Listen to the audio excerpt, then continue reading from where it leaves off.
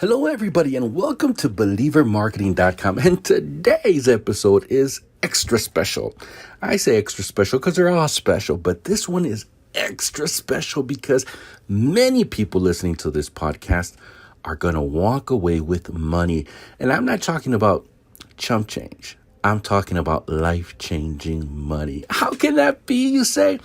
Well, the money may be for you, or it might be for your church. If you're interested in that, and I'm talking tens of thousands, if not hundreds of thousands of dollars, then you've got to listen to this podcast. All right, so let's start and let's get to the heart of it, because my goal is to truly bless you. Now, how many have ever heard of ERTC?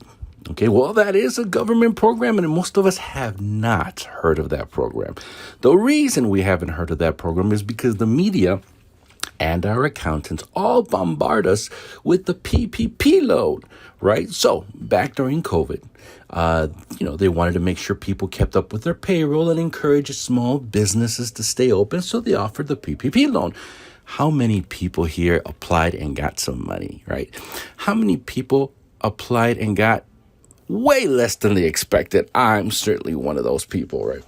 So what happened is they actually had two programs. They had the ERTC and the PPP loan, and you could only apply for one.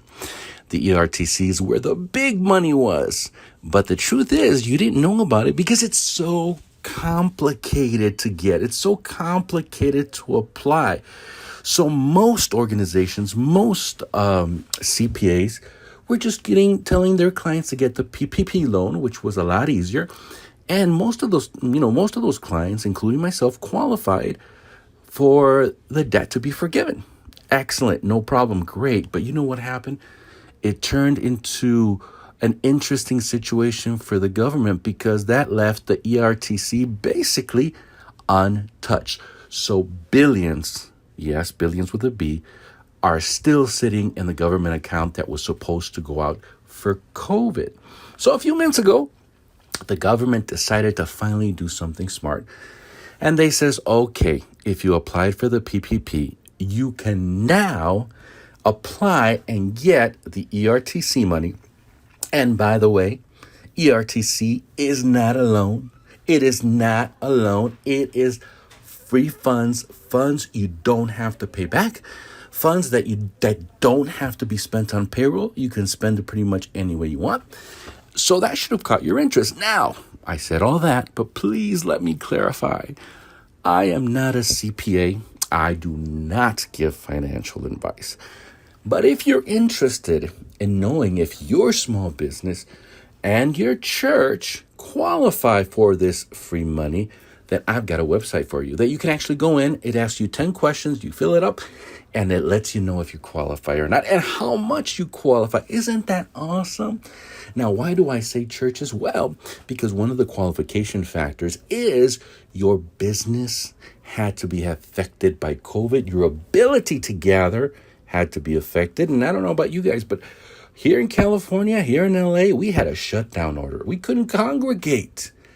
That automatically helps you qualify. Now, the other qualifying factor is you can't be self-employed, you can't be a contractor.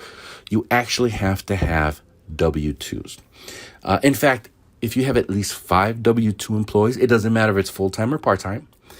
During 2020 and 2021, then you need to go to that link and add your information because you will be surprised how much free money you qualify for. There is no fee, no cost to find out. Just go ahead and enter your information. And if you qualify, there is going to be a special CPA company who does all the paperwork.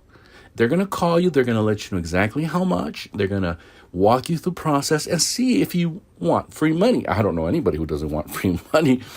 But that's a perfect way to find out, okay? All of us are looking for a little extra money right now to get our stuff off the ground, to keep going forward, to grow, or at least to pay a few bills and breathe, right? Especially churches, because it is a fact that most churches after COVID lost a great number of members, right?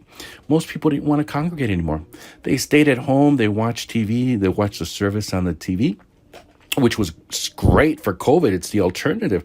But now that COVID's over, we need to congregate again. And a lot of churches are losing members who are not going back to the campuses. So if your church, your ministry, your nonprofit, your faith-based business is hurting, and you have at least 5 W-2 employees, then I've put the link down in the notes section. Just click it, take it. Quick few minutes, answer 10 questions, because that might put a lot of money in your pocket. Does the government owe you COVID money? Go find out. Okay, so where do you go? Faithbasedsolutions.org. That's right.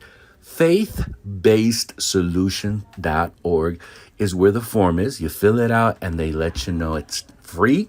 Go ahead and enter your information and find out if it is a good fit for you. Please spread the word. Let's get as many churches out there to qualify for these funds, okay, to grow. Okay, I've already known churches how much you want to know? Well, it depends on how many W-2 employees, how much you got for the PP loan, et cetera, et cetera. But the average church with W-2 employees are qualifying for about $140,000. Recently, we had one church qualify for $1.2 million. That's right, money they don't have to repay. There's billions in the account there, and different types of company. You don't have to be a faith-based organization to qualify. If you own a restaurant, my God, restaurants are definitely qualifying. Hairdressers are qualifying. Nail salons are qualifying. Massage parlors are qualifying. Movie theaters are qualifying. Concerts and events places are qualifying. Anything that had a shutdown order or you were affected, if you had to cut down your hours, you qualify. Having said that, because churches definitely qualify, I personally would rather have most of the funds go to as many faith-based organizations as possible, right? Let's make a comeback. Let's make a difference. You know what? I'm going to keep it short today. Lots to talk about, but I'm going to keep it short today. So, does the government owe you money? There's one way to find out.